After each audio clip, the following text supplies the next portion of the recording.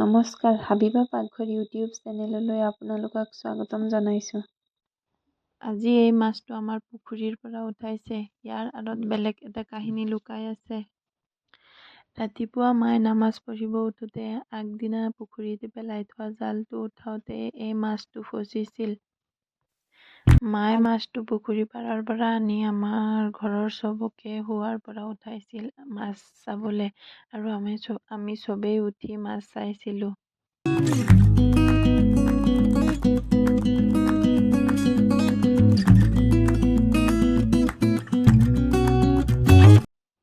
বিশেষকে চিতল মাছত কাঁইট থকাৰ কাৰণে এই মাছটো ভাজি কৰি খাব লাগে, আৰু তৰকাৰী বনাব হ'লেও ভাজি কৰিহে এই মাছটো তৰকাৰী বনাব পাৰি।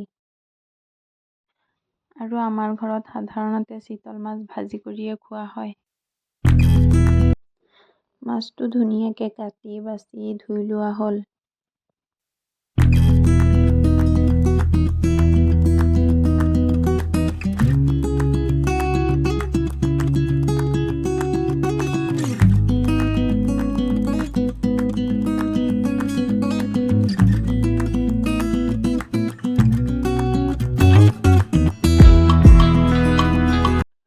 প্ৰথমে কেইপিচমান ভাজি কৰি ল'ম, আৰু মাছখিনি ধুনীয়াকে ধুই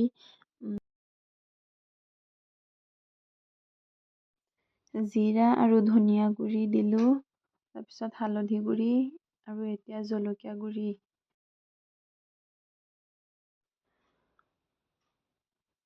জোখমতে নিমখ আৰু সৰিয়হৰ তেল দি মাছত এই মছলাখিনি ধুনীয়াকে হাতেৰে মিহলাই ল'লোঁ। এতিয়া এই মাছৰ পিচকেইটাক অলপ সময় ৰেষ্ট ল'ব দিম।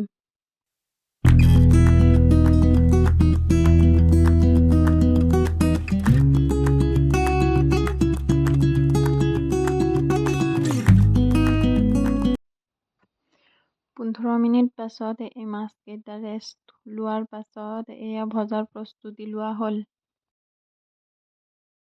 এতিয়া টাৱাত সৰিয়হৰ তেল দি ল'লোঁ।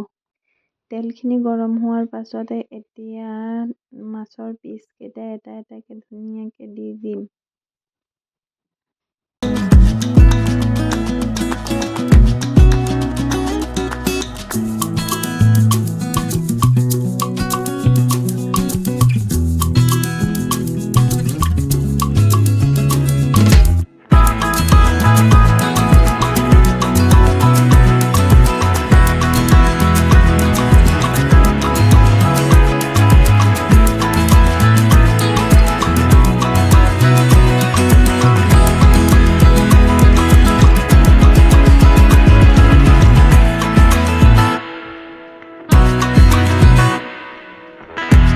এতিয়া চিতল মাছৰ মাথাটো দি এটা চব্জি বনাম।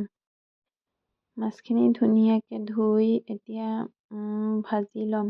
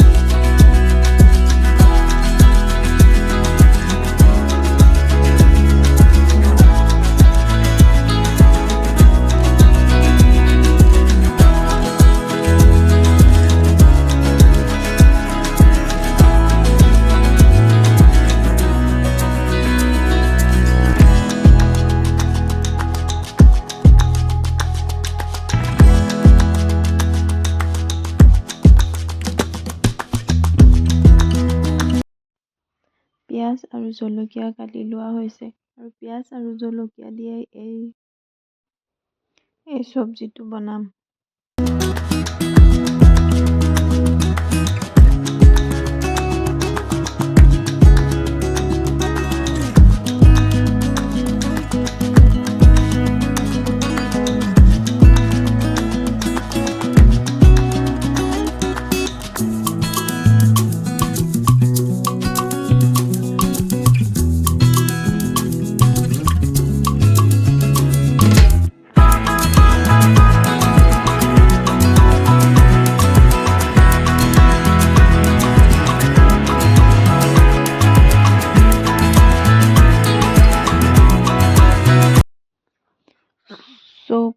কেৰাহীটো বহাই সৰিয়হৰ তেল অকণমান দি তাতে পিঁয়াজ দি দিম।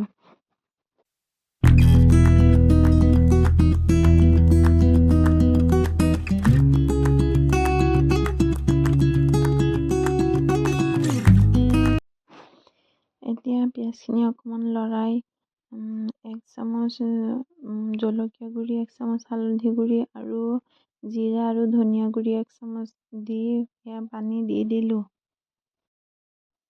আৰু জোখমতে নিমখ দি দিলোঁ। এতিয়া মছলাখিনি অলপ হোৱাৰ পাছত এয়া মাছ আৰু পিঁয়াজ জলকীয়া গোটেইখিনি একেলগে ঢালি দিম কেৰাহীত। এতিয়া অলপ সময় হ'ব দিম। এতিয়া পানী দি দিম আৰু অলপ সময় এতিয়া ঢাকনিটো লগাই দিম। এয়া চিতল মাছৰ মাথাৰ তৰকাৰী।